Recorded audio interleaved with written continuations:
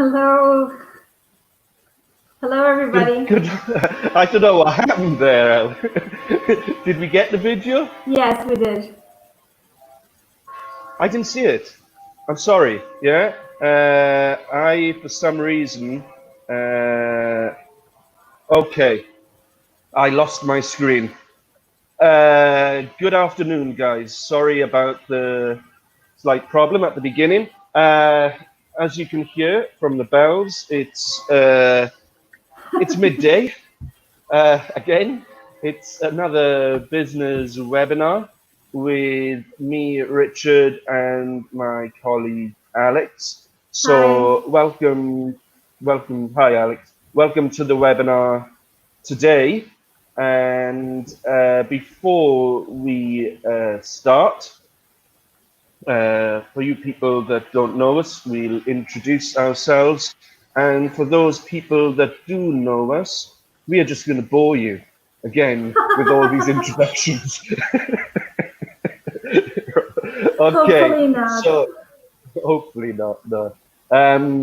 So guys, my name is Richard and I'm originally from Wales in Britain, and I have been living in Milan for around 5 years. And I'm a corporate teacher with Myes in Milan at the school in Meravigli. And as a corporate teacher, I mostly teach in companies inside and outside of Milan. And at the companies, we teach quite a lot of business English, but also general English. And sometimes, depending on what the company wants, we can sometimes teach slightly different things, focusing on different aspects of business. So that's me. Over to my colleague, Alex. And Alex, would you like to introduce yourself? Of course. So first of all, welcome everybody to another webinar. My name is Alex, as Richard said, and I am a corporate teacher, as he is. I work in the school of Milano Meravigli. And just a few things about me. I am American and Italian. I was born in Italy, but on my mother's side, I'm from Chicago. So that's why probably you have noticed my accent. And fun fact, I have a cat, a big red cat. So if you are also pet owners, cats or dogs or hamsters or whatever, just let me know because I'd be curious to know. So I guess, yeah. I don't have any pets. I have children, as some of you guys probably know. Qualify. And that's enough. Yes, Alex has a cat with quite, I wouldn't say strange, but not maybe a typical name for a cat. Yes. Tell us the name of your cat. Okay, so my cat's official name is Robin Hood. Yes, that's the name he has at the vet. Then of course he's called Micho and even pig sometimes. But the official name is Robin Hood, and the reason is that I actually found him when I was with my father practicing archery. So that is why he's called Robin Hood. Okay. I thought it might have been after Batman and Robin. I wasn't sure. Yeah. No. Robin the thief. Yeah. All right. So just before we begin, let me get this straight then. Yeah. You have to register their names now, do you, animals? Pets? Well, yeah, there is a name. You have like a document that keeps track of all of the vaccines and vaccinations and all the things, that the antibiotics that you give them. eventually when he is sterilized and so on, and it has its official name. You have a chip inserted. Yeah, I know. So I that, know. Yeah, I know. I know the animals have chips now. But what, it's like a birth certificate, is it? something like that. It's Sort of, actually yeah. a book. It's actually a booklet. Any pet Mm-hmm. owner will probably have his own, and it keeps track of obligatory vaccinations and treatments that you have to do in order for the pet to be healthy and compliant. Okay. All right. And one thing which I know you did mention before, and I never followed this up, but I'm going to follow it up today because I'm a bit curious. Because yeah, you did archery. Yes. I Yeah. haven't Wow. been. For how long? I have done it for a few summers. My father is actually he trained as I don't know how you would say it. He's An archer? No, an an archery teacher. archer. Yeah, yeah, an Mm. archer. And so we practiced together, and actually, it's very enjoyable. I like it very much. Yeah, no, the reason I wanted to follow it up was because I forgot to tell you, my father actually did it as well. Hmm. Yes, for a period. Of course, he doesn't now because he's too old. But maybe about 20 or 30 years ago. And it was, now when I think about it, it was crazy. He actually set up a target in the back garden. Yeah. And we did have Well, quite a yeah. big, we did have quite a big garden. It was a big garden, but it was a residential area, and I remember sometimes the arrows would end up in someone else's garden. So you could have And killed your neighbors, yes. yeah, thinking Sure. about it, because he had the arrows that were aluminium. I think they're made out of aluminium or a metal. Yes, Yeah, light. yeah. Yeah, and thinking about it, what was he doing? Practicing his archery in the garden. And my Yeah, sister you're actually, supposed to do it in special places. That's where I found actually my cat. right? Yeah, well, you would think so. Yeah, but like you say, we did have a big garden, and it was quite enclosed. But towards the end of the garden, where the target was set up, it did back onto someone else's garden. And he also had, which was quite nice, more from a sort of aesthetic value. He actually had a longbow also, Nice. because he had one of the modern bows and Yeah, a longbow. I used to practice with longbows. Ah, Yeah, okay. yeah, not the yeah the actual bow and arrow. Okay. Well, the British had the finest archers in the world. You know that, yes? Mm.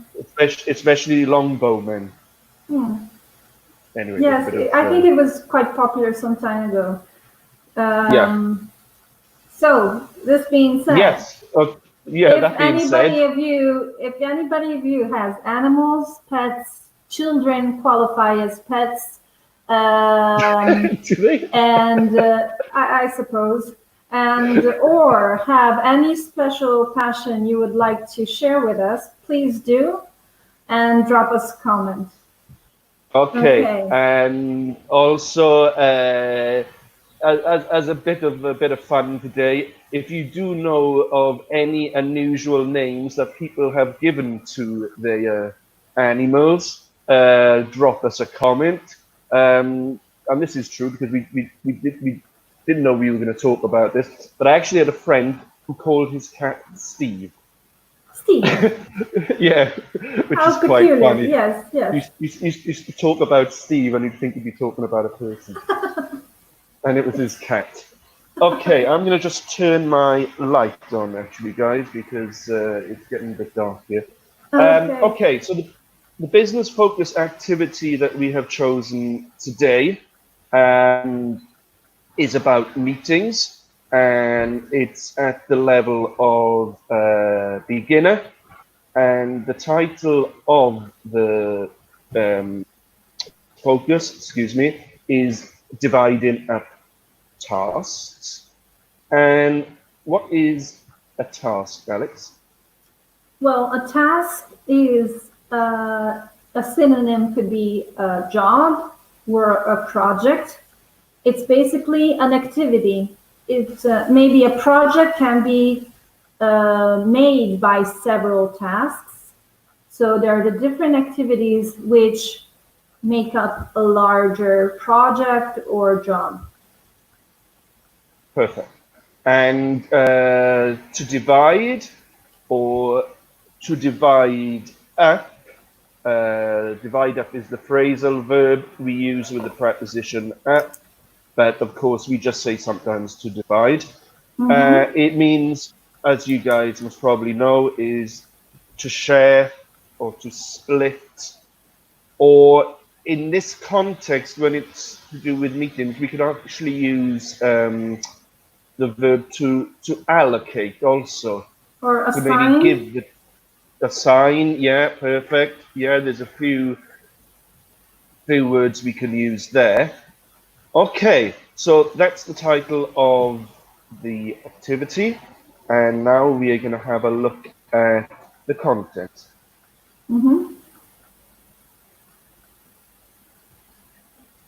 Okay, this is not.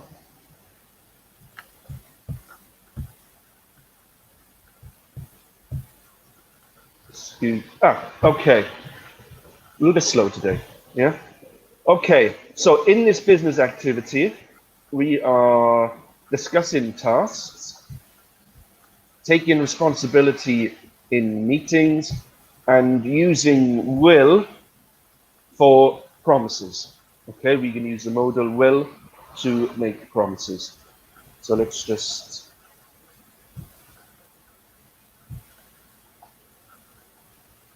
Okay.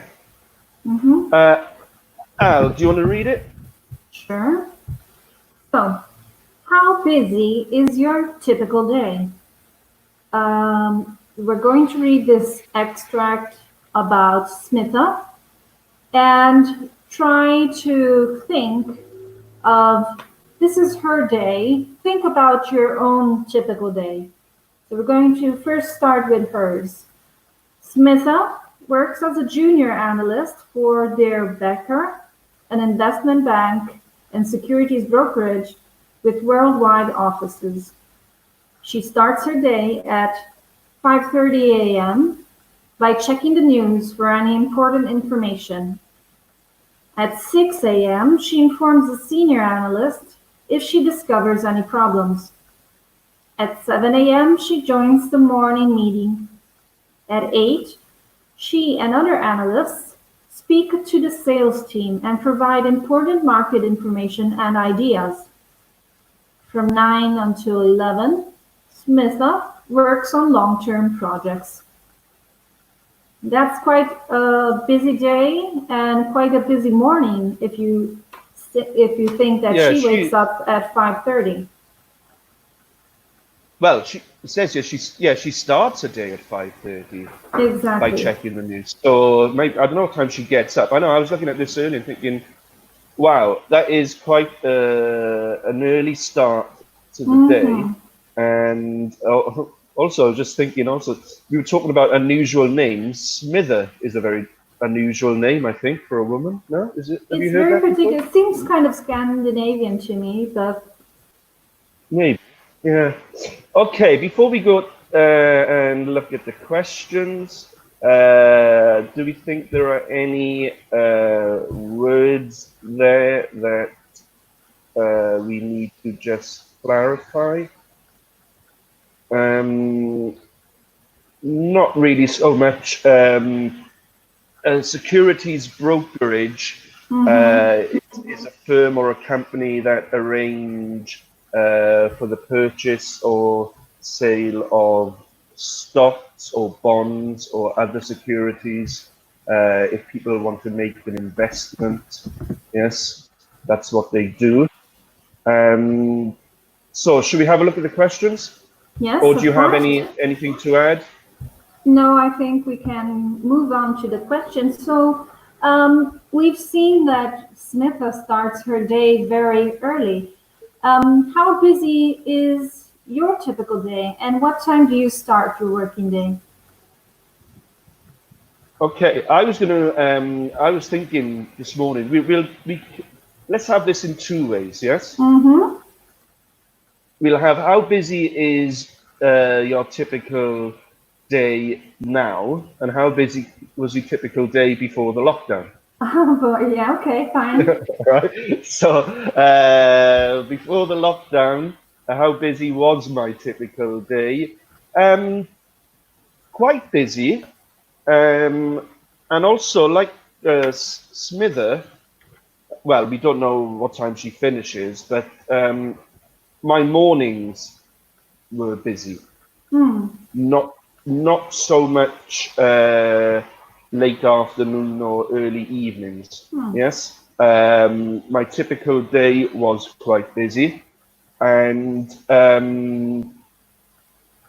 now because I'm gonna answer the other questions later. Now also again in a different way, quite busy, but in the morning. Yes, a lot of my activities take place in the morning, and towards the end of the afternoon, uh, I start to relax a little bit more from about 5 or 6 o'clock onwards. So, what about you, Alex? The Well, before and after. let's say, okay, let's talk about before the lockdown. So, remember, as Richard, I am a corporate teacher. So, but I do also general English classes. So before the lockdown, I was a little bit polarized. To be polarized means that you're talking about the two extremes. So I was quite busy in the morning and then in the evening, mostly with adult classes in the evening. Now, after the lockdown, the situation is a little bit more balanced. I tend to have activities throughout the day. They may be classes or preparation for classes. So I am probably, I wouldn't say more busy, but almost, I would say now. I'm more busy than I was before because taken in, I have accepted to do more classes. And so at the moment, the situation is quite balanced throughout the day. Before it, I was still building my schedule, so sometimes I had to fill up with other activities. Okay. All right. Then we'll have a look at the next two questions. What time do you start your working day, and what's your typical task list for the morning? And again, I'll give you an example before and after lockdown. Before the lockdown, my typical day technically started about 8 o'clock. The reason I'm saying technically is that's when we would take the children to school. Okay. Not work, but something that was a responsibility. Both my children start between 8 and 8:30. And then normally I would start my working day, actually working most days about 9 o'clock. Okay. The task list for the morning. Okay. Yeah, we'll continue with that one. The task list for the morning was making sure that the children had everything ready for school. Yes. or if there was anything different to normal that we had to do. And also, of course, what I needed for work. Okay, so I'd have a list, maybe what material I needed, if I needed a laptop or if I didn't need the laptop. Yes, so that would be my list. And of course, again, anything else that might have changed from one day to the other. Okay, now my typical day, or typical day starts around 9 o'clock, and that normally revolves around breakfast for the children, and the task list in the morning again revolves around the children a little bit, actually getting them ready and making sure that they are fed, and also going back to the work environment. Task list would be maybe what I need to discuss with Alex, what lessons we have coming up for that week, what we need to do for them, or what I think or we think we need to do for them. And then there'd be a list of maybe things that I would need to do for those lessons. Start time can vary. Some days I start at 10 and some days I start at 12. Okay, Alex, over to you. Sorry, it's a little bit detailed there. No, it's good to give details because they kind of give the context of what you are saying. So remember, we're talking about task lists. A task is an activity. So a task list will be a sequence of activities. And why is it important to do a task list? Because it makes easier for you to remember all the things that you want to accomplish, that you want to achieve. So you avoid forgetting to do some things that you need to do or had planned to do. So in my case, I normally start my day around 8 or 9, depending on the day. I might start earlier when I have classes starting at 9, so I prepare in advance. Or else I normally start at 9 as if I were in the office. This is, of course, talking about now that we are in the lockdown. Before, I would probably start a little bit earlier because of commuting. Commuting means to take the public transport to reach the school or the company. So, of course, now there isn't that activity to consume my time, to take up time. So that's why I start a little bit later. My typical task list for the morning would be to have breakfast and to make sure that everything is in order. I have plants in my house, so I kind of check that they have water and that everything is okay. And then I start my day. I look at the classes I have that day and see if I have everything prepared, materials, lesson plans, if I am aware of the grammar, maybe if there's some language to review, and then I just start. So not many activities, but of course I think they're very important for my way of working, of dealing with the job. So if your job is different, please let us know what you do to prepare and why, if you think that a task list is important for your job. Yeah. Do you have a mental task list, or do you actually write it down? Normally it's a mental task list. If I Okay. start having a busy day, then I might, or if I use, for example, my cell phone. I use my cell phone with reminders. So they may Okay. be memos that timed memos. So at this specific time, they pop up and they notify me of things that I want to do. I have some things that I want to complete during the day, not at a specific time. So I normally show those when I wake up. So they're planned, they're the first thing I see when I wake up. So I just remember that today I have to do that. And then I have activities during the day, and I use my calendar to help me. Okay. All right.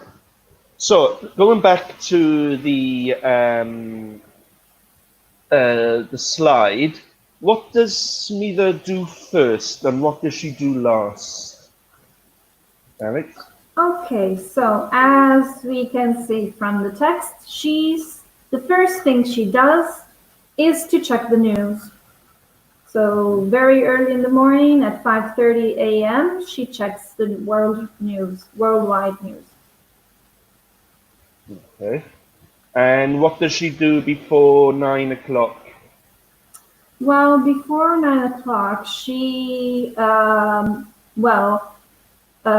informs senior analysts if there is any relevant news, and joins a meeting, an online meeting, or a morning meeting with her colleagues to discuss possible news or problems related to that news. Okay. All right, very good. So let's move on to the next slide. Mm-hmm. Okay. So here we have the title Work in Progress, and this is an expression to mean work that is happening now, that is going on, that is occurring. Yes, okay. So it says Smitha describes her week in an email to a manager, Charlotte Gazinger, I think. Sorry. Hi, I suppose. Charlotte. This week, yeah, I guess. Hi, Charlotte. This week I am researching 2 new companies that we are looking at. So Bright MedTech in Tokyo and Alpha Apps in London. Tomorrow I'm focusing on So Bright, and tomorrow morning I'll begin to examine So Bright's financial statements for the last 3 years. I'll report my findings in Wednesday's meeting. Okay, thanks, Smitha. Okay, so here she's describing her week, and let's have a look at the questions.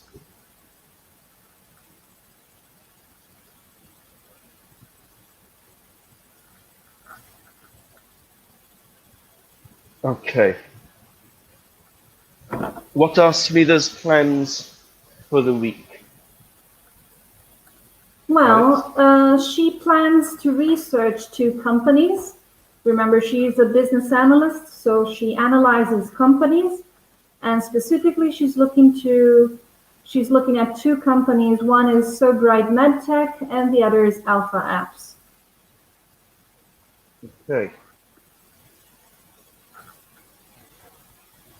And let's have a look. Why does she use the form researching, focusing?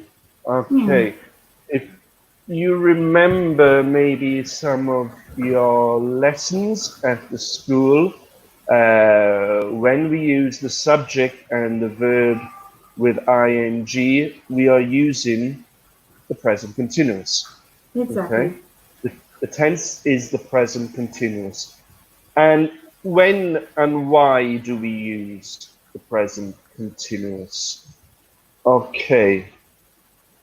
we use the present continuous to describe an action that is happening now, okay? Or we describe an action that is happening in the future, okay? So you could say, now we are having a webinar. Tomorrow, I am working on a new project, okay? So by using a time clause, it changes the present continuous to talk about the future. We also use present continuous for fixed plans. So we would use the subject plus the verb and ing with the time and the place, a location, yes. So we would say maybe on Thursday, I am flying to Paris at 3 o'clock from Malpensa. You A wish. fixed plan. I do wish. Yeah, maybe not Paris so much, but anywhere really. Just to go to the park would be a. Right. I think everybody's going to go crazy after this lockdown. You know that they're going to be like running naked in the street or something, just going absolutely nuts. Yeah. And also, we do use the present continuous to describe a temporary situation. Okay, so for example, I could say, I normally work in Milan, but this week I am working in Rome. So it's a temporary. So here she is describing what she is doing this week, which is researching and focusing. Yes. Okay, she uses the focusing to talk about a future action because she uses the time clause tomorrow. And also, she is maybe describing a temporary situation. Would you agree, Alex? Because she's talking about this week. So Yeah, maybe probably next the week it's week going has to change. already begun, or it's at the beginning of this week. So it is probably still considered a future plan, but she is in progress. So it's something that is being completed while she is speaking. Okay, do you want to add anything to that? No, I agree. Just remember Okay, that good. we have several ways of expressing the future. So we specifically use the present continuous for fixed plans, like Richard said. So you can imagine plans that are on your diary, on your calendar.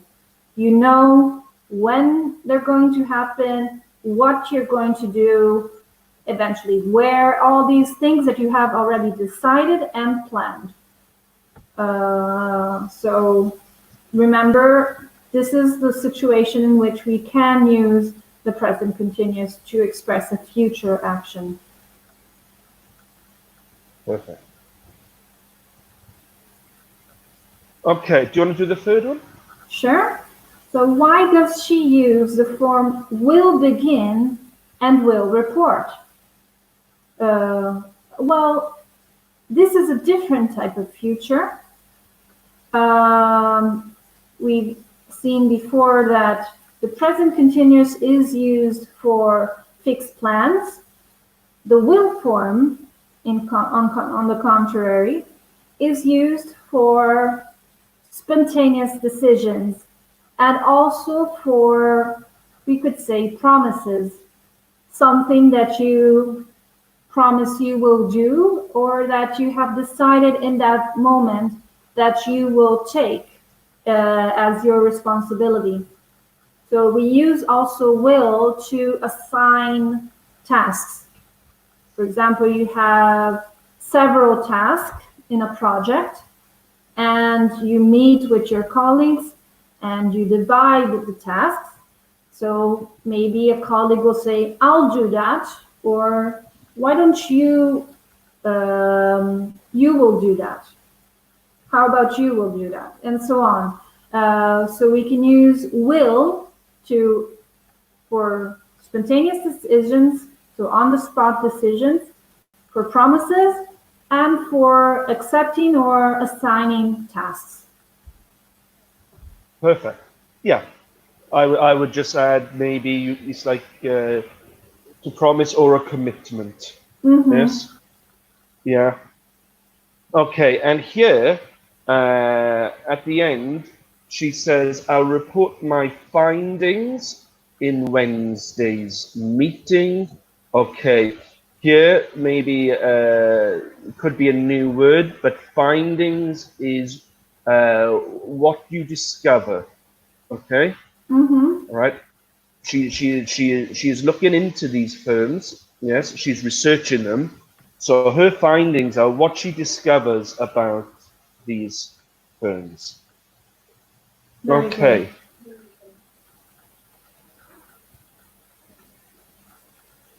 Oh, okay, Alex, over to you now. What are you doing this week at work, and describe a current project you are working on? Well, I'm actually involved in a course this week, so at the moment I don't have any tasks for this course, but I will probably be involved in tasks starting from tomorrow because the second part begins, and so I will definitely be looking at working on those type of activities. How about you? What am I doing this week at work? This afternoon, I will be teaching some lessons. Tomorrow, I am teaching all day, really. Tomorrow, I have a very busy day tomorrow. I'm starting at around 10 o'clock, and I finish at 9 o'clock. Quite a busy day tomorrow. I don't have a current project apart from my normal lessons at the moment, but in maybe 2 weeks there will be a new project that I'm going to be working on, but at the moment, in particular. Okay, let's go to the next. Oh, okay, we have some examples here. This week I'm working on, tomorrow I am focusing on, tomorrow morning I'll begin to work on. Okay, just some standard phrases for you there, using the present continuous and, as Alex said, the modal will to express a commitment or a promise. Okay. Okay, we will.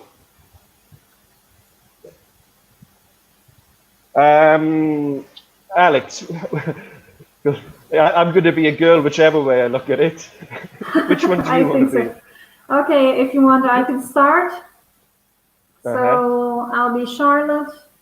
Let's look at this dialogue. So what about Alpha Apps? We still don't have financial reports from 2012 and 2013. I'll ask their accounting department to send us the old ones. Great. And what's the plan for So Bright Financials? I'll make the So Bright presentation with these slides for the investment team. Thanks, Smita. I really appreciate it. Oh, one last thing. So Bright are releasing a new product next month. I know, MedStation. I'll write the report for tomorrow's meeting. Great. Well, let's wrap this up then. Perfect. Okay, so that's a conversation between Smita and we're not sure if it's a colleague or whether it's her boss. Maybe I think this may be her boss. And let's have a look at what the questions are asking us. Okay. So what does Smita promise to do in this meeting? Alex? Well, several things. She promises to ask for some financial reports. Yeah, right. To ask for the alpha financials, exactly. Then she volunteers for doing a presentation. And then she also will write another report on MedStation. Perfect. And how does Charlotte ask Smitha about different projects? She says, what about? Yeah, what about Alpha X? There is a question. Okay. And what's the plan for? Exactly. Okay. Alex, you highlighted another expression the other day, which I think it's quite useful that the guys know. At To the wrap end, they up, have the yeah, it's a phrasal verb to wrap up, and it means to finish, to terminate, to conclude. And if you imagine, I hadn't thought about this, but if you imagine, well, the verb to wrap means, for example, to put paper on a gift. At Christmas or for a birthday, you wrap a present.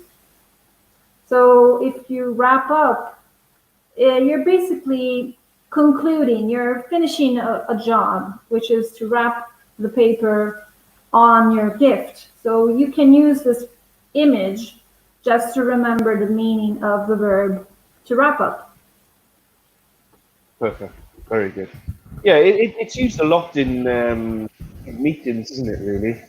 In meetings, Yes. and especially in the entertainment industry. For example, when you have finished filming a scene, everybody says, well, this is a wrap-up. Or we have a wrap-up. No, you're right. It's the end. No, you're right. Yeah, I forgot about that. Yeah, they do use it in the film industry, don't they? Yeah. Okay. Oh, and she says one last thing. Sorry. Yes. One last thing. Yes, that she wants to ask. Yes. Okay. Perfect. Okay. Alex, do you want to read? Yes. So in this dialogue, we have seen Smitha volunteering for a few activities, volunteering to do a few tasks. And she uses the future simple to express that. So as we can see from the slide, we use the future simple contracted form, I'll, for promising to complete a task.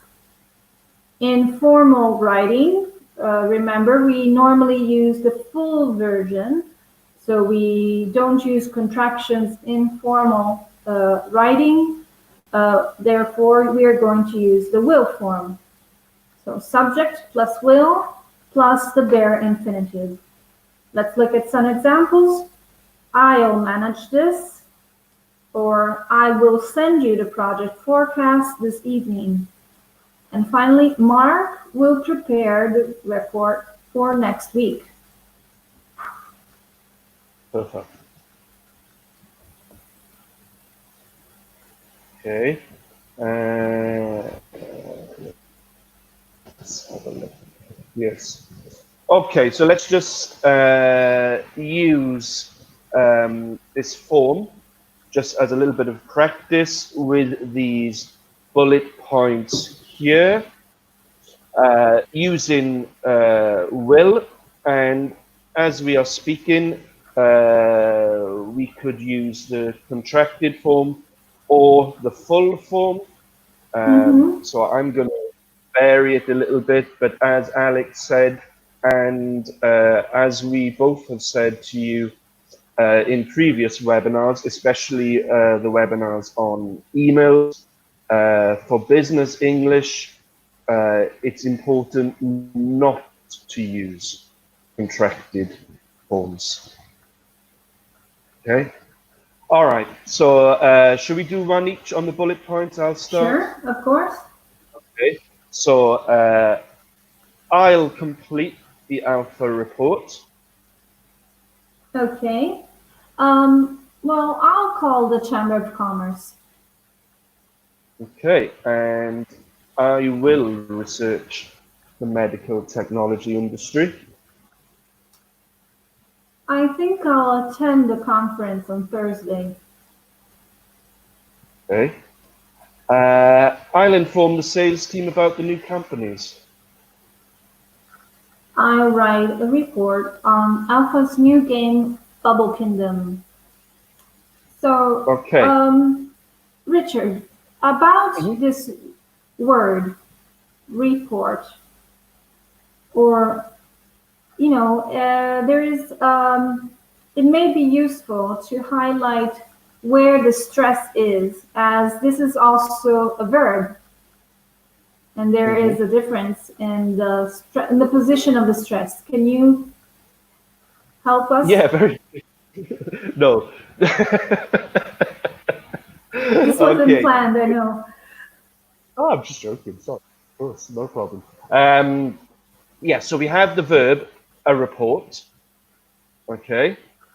So the stress comes at the end, a report. Yes.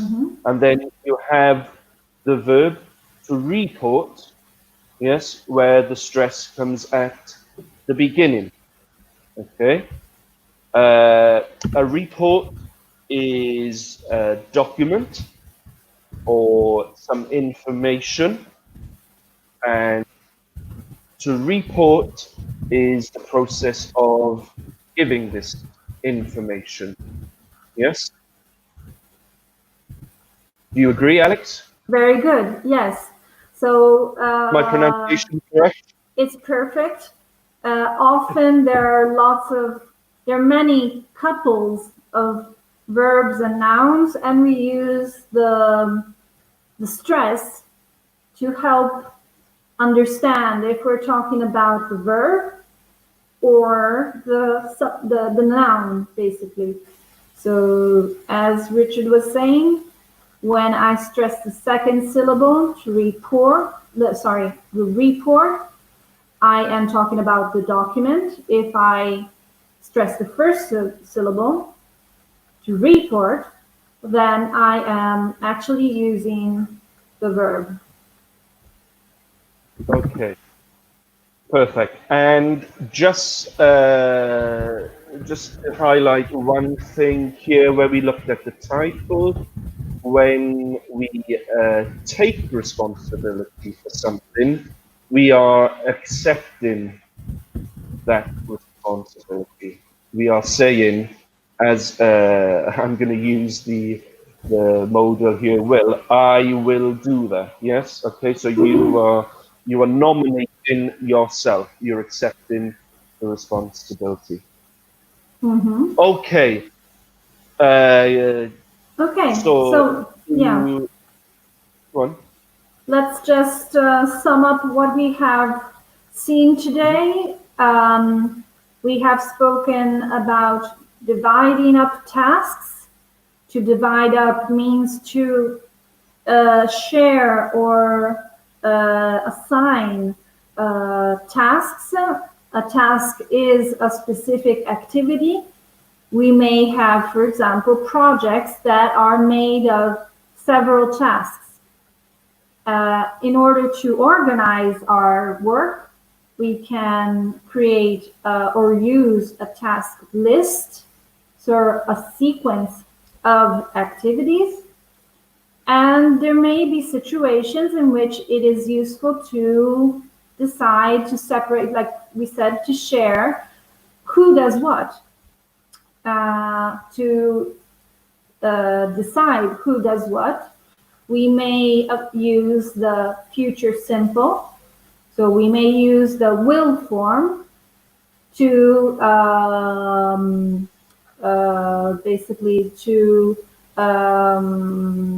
how can I say this, to accept or to make a commitment towards a specific activity.